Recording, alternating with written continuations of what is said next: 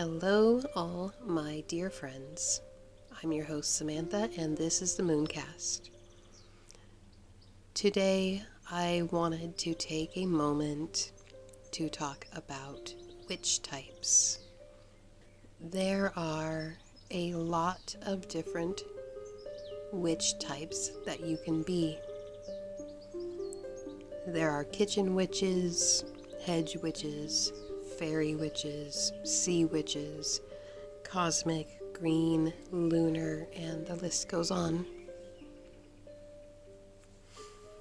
In our modern times, we have essentially broken down witchcraft into what could be perceived as different aesthetics.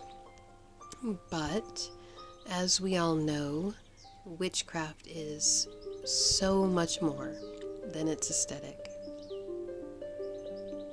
Many moons ago, when I was but a beginner witch, I scoured my local library, occult bookstores, and even places like Barnes & Noble, and reading every little tidbit I could get my hands on.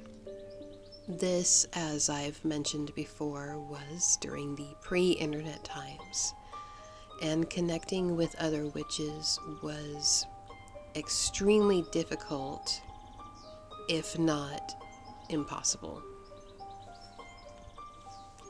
If you were lucky enough to find some kind of witchy meetup in person even, you were essentially just happy to meet other witches.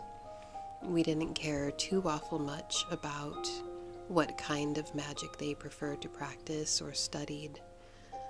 We may not become best friends, but it was nice to be in good company. And since the invention of the internet, we have been more connected than ever. I know, I may sound like a broken record. I say that a lot, but it has vastly impacted modern witchcraft. And because we're more connected, we want to find other witches that maybe share our perceptions, that share our ideals, and that kind of thing. And by ascribing a witch type to yourself can help you to find other people that share your same interest. But, dare I say, witches are not Pokemon, and we don't have to have a prescribed type. Now, having a preferred or favorite kind of magic to work with is perfectly fine. But I would very much warn against letting that limit you on your pursuit of knowledge. The more we know, the more context we have about life on this planet. I, for example, choose to not include anything Abrahamic in my practice. I do my best to condense my craft down to nature in its purest form.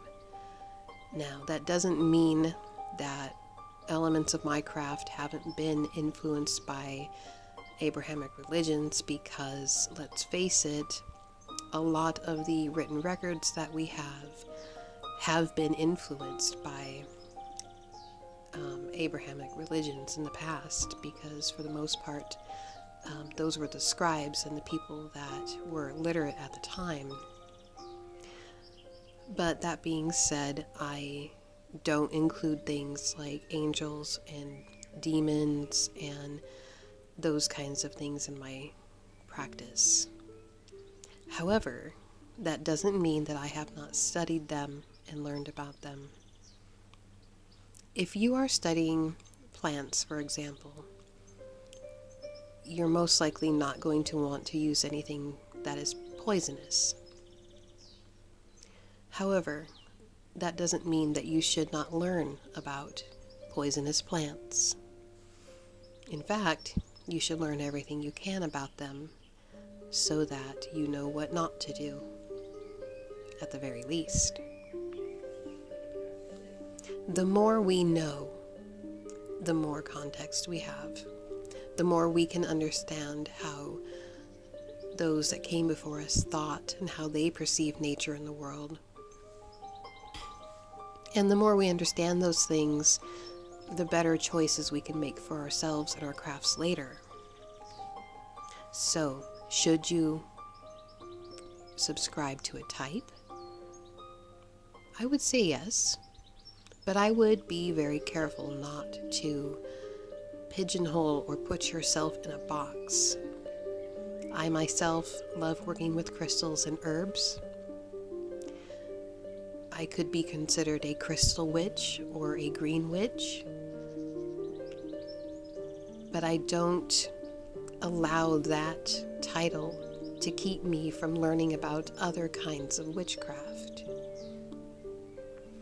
And as far as what type you are,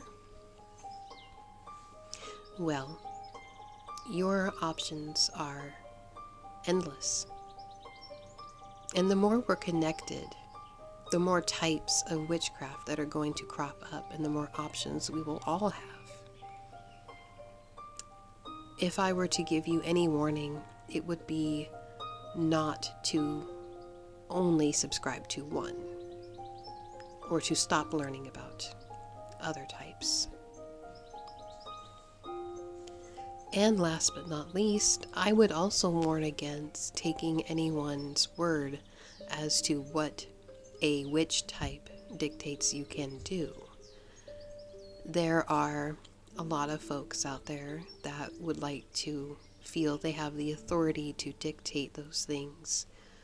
And if you're a beginner witch, that can be somewhat intimidating because you may feel that they know more than you or that they have more experience than you. And they may.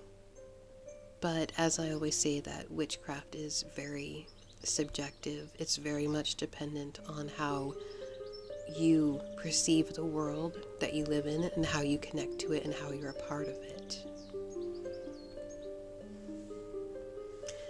I will forever say that a witch's greatest tool is simply knowing themselves.